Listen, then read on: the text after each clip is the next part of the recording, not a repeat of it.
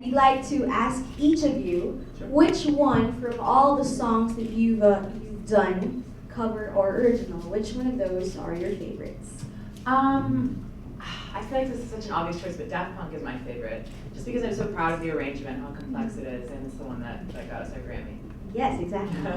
How about you? Yeah, Daft Punk is definitely my favorite as well. I think that was the one that we first like went full out and like crazy and like with the fun makeup and the hair and just were like, let's just completely go full out.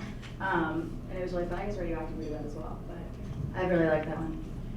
Yeah, I would say On My Way Home would be my favorite because it is an original song and it's the one I'm just the biggest fan of too. It's the one I listen to the most. Yeah, I love it.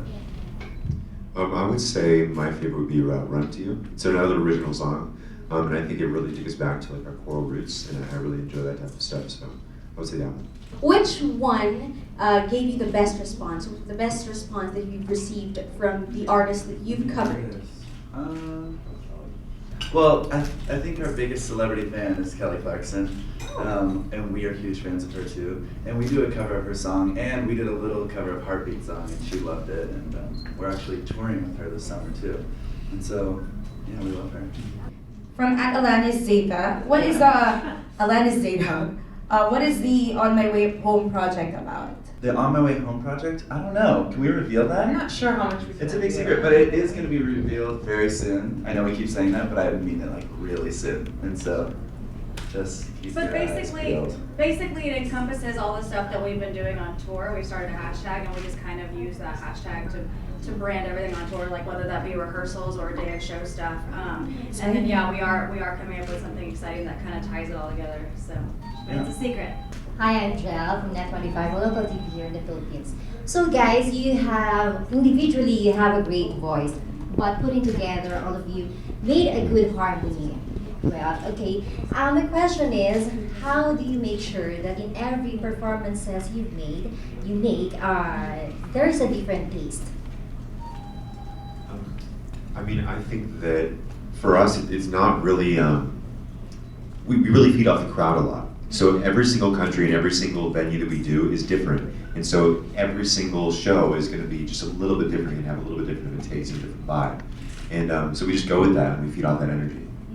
How do you handle the issue that comes to you pertaining that you have the hidden instrument on some of your performances? People say stuff like that. They'll comment on our videos and be like, he's using a sampler outside of the frame, and they're using instruments or they have a track, but I can promise you it is all a cappella. We do add stomping and clapping, but I mean, that's the closest thing we get to instruments. Definitely we don't use. Now we have from our friend from Rappler, Wyatt. Hi, I'm Wyatt, and I have the same name as your cat. I think a little bit. As you grow, bigger with your productions, what are the things that you're looking to develop even further that maybe you guys didn't do early on in your careers? I think more, I don't know, I would say more of a pop sound rather than focusing on a more a cappella sound, which it's been really challenging, especially for this new album. But we're really trying to break into the pop market, so. For our shows live, we're really trying to have the visuals match the music, like really, like for it to be on the same level. I think we've focused so much on having the music be the driving point of the show, and so we're trying to make the visuals also on par with the musical aspect of it. And how long does it take for you guys to produce just one of those videos that just goes super viral on YouTube? You know what? I mean, I think it really just depends on the video. I mean, because some videos we do, where we just set up a microphone and we do it there, and that just takes, a few hours. Some videos we really put a lot of time into and do, very long shoots for. And just my last question, congratulations on Pitch Perfect 2. Thank you guys were great, and it's a huge hit in the Philippines. And there's also a Filipino group that's there, the Philharmonic. Oh yeah. I mean, they've said that they look up to you guys as mentors. What's it like seeing them grow from the sing-off until now? Well, it's a huge thing for me because I actually sang with them while in college and I helped put them together. I mean, I always had Filipino friends growing up and especially in college, and so being able to put them together and seeing how successful they are now, I'm just so proud of them because they really are some of my best friends. And so to see them on Pitch Perfect and you know on the Late Show and all that stuff, it really makes me so excited. And I can't wait for them to come here and do shows here. It's super cool. Okay, and from Business World we have Zerlene Chua. Hi, good afternoon. Hi. Okay, so my first question is, there are quite a few people who are a bit dubious about the longevity of your career because, of course, an a cappella group isn't exactly the easiest way to put yourself out there. Can I just get a reaction from your group about that? Doubts?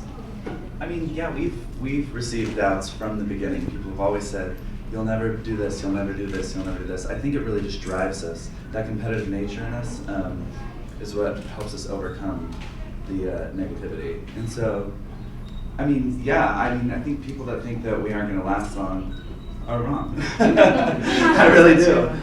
Because what we're doing is, it's very fresh and it's very organic and it showcases true talent. And I think that people really appreciate that. And our fans are so incredible and they're so dedicated to us. We were just talking about how we don't really even consider them fans, we consider them a family.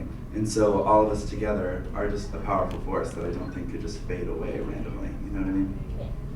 And I think because of all the no's we have received, it's developed a really incredible work ethic. So now that we are at this place, we still want to work really hard. And so yeah, I think what we have is really different, and people can view that as a fad perhaps. But we're going to keep working really hard and make the music that we want to make. And we love inspiring people, and we love the community that we're building. It's really important and really special to us. So we're just going to continue along with that. And I think that in itself is success for us because, you know, we love what we're doing and we love the fans that we've had so far. They're so supportive and it's just really amazing. I feel like really everybody's going to have their opinion and there's always going to be negativity. And at the end of the day, I think that what's really important to us is how our fans feel. You know, and if they leave the concert feeling inspired, feeling happy, and feeling uplifted, then we've done our job. It doesn't really matter to us about the reviews or anything like that. And we just do our thing, and we're always just trying to make ourselves better, regardless of what other people say. I think what's really cool and interesting about it too is that we can, because it is just the five of us and our voices, we can sit on an empty stage and do a show that way. We don't really need anything else. But what I've loved about this year, and I think we're really proud of this show because I feel like it's finally like an organized show that has a lot of like dynamics to it, and we've added the visual component as well, so it is kind of like our YouTube videos, and I think that's what's really special is that people can visually see up close what everyone's doing, so they can pick it apart and see that it is just the five of us. We are making those sounds, so I think that's been an incredible asset to us this year, and I think any other production that we would do would just be focusing on that as well as we go along, but yeah. You mentioned, Abby, that you have Filipino friends, the Philharmonic. So we Filipinos love and making friends. How do you find it, the friendship that you've developed with these Filipino people? Oh, I mean, like I said, almost all of my best friends through like middle school and high school and even in college were all Filipino, my best friends. We're all your friends now. Absolutely. How about you guys? Yeah, we're all definitely all friends. But what I love about the Filipino culture is that it's not just that they're friends-based, they're so family based, you know, and so not only am I friends with them, but I'm friends with their entire family, and I come over for dinner and all that stuff, and you know, it's just it's such a cool, warm culture that is so full of music and full of life, and so it's really cool to see the actual country of the Philippines. You know, it's really awesome. It's really After this, we'll have a family picture together with the press. How about you, Mitch? No, I mean, I don't think we didn't really have Filipino friends in Texas. I think it was just where we were geographically. Yeah, I didn't have a lot of Filipino fans growing up either, but even like knowing the Philharmonic so briefly, like they've been so sweet and so welcoming, and I was gonna say that it is so much like a family, and I think that's really special about the culture too. They just are so welcoming and embrace you in everything they do, and it's just really sweet. And I haven't even known them for a very long time, but I always feel so welcome, and they're really kind. Welcome you to our family. Thank you. We felt so welcomed here as well. It was so thank beautiful. you. Yeah. Thank you. Now, a question from Philstar.com, Joyce Jimenez. With the series of shows that you do, how do you maintain your voice? Because it's kind of hard because all the sounds. It is very. It is very hard. It's funny that you asked that because it's something we deal with on every single tour. What's crazy about a cappella is when we're not singing a solo, we're still singing background parts, and sometimes those are really vocally taxing. So no matter what, you're singing at all times, and that's incredibly hard for the voice to do for an hour and a half.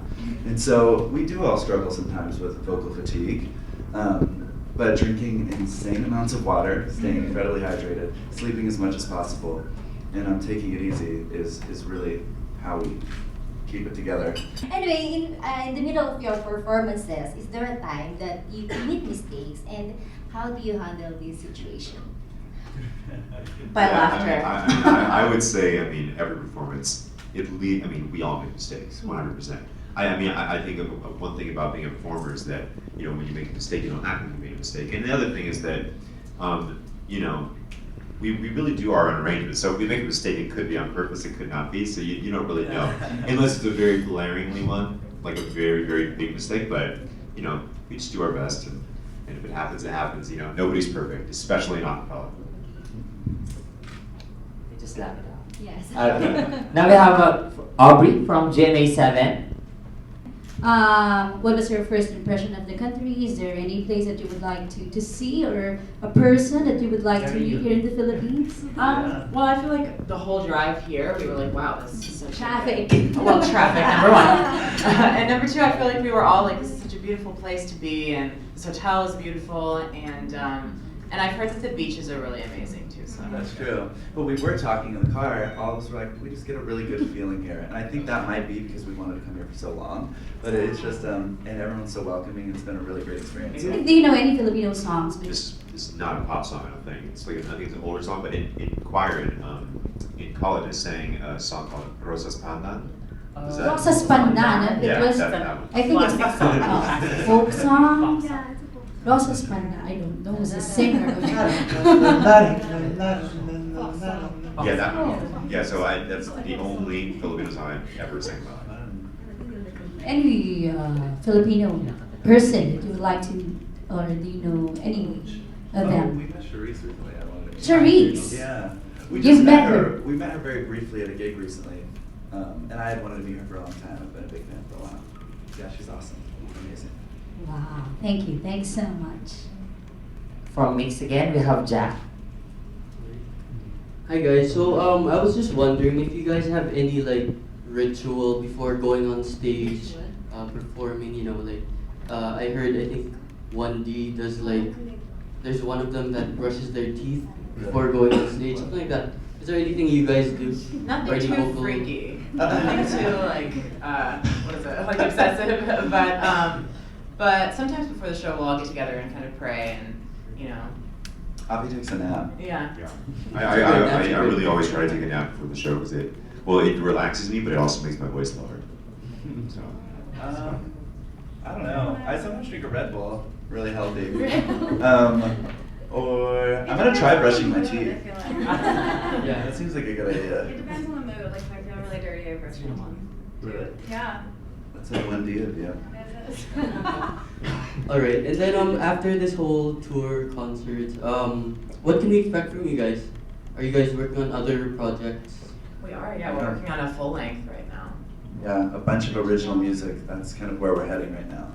And it's a scary It's really hard. thing. But it's gonna be really awesome to finally feel like an artist because we have so much to say and we just can't wait to share it with all our fans. Alright, and then do you guys have any advice for other aspiring artists? Because there's a lot of aspiring artists here in the Philippines, and you guys have made it big. So, do you guys have any words of wisdom for them? Yeah, I would say just run with opportunities. How Pentatonix came about, it was just it happened so fast and so organically, and you never know what's gonna lead you to the next thing, and so not being afraid to really follow that.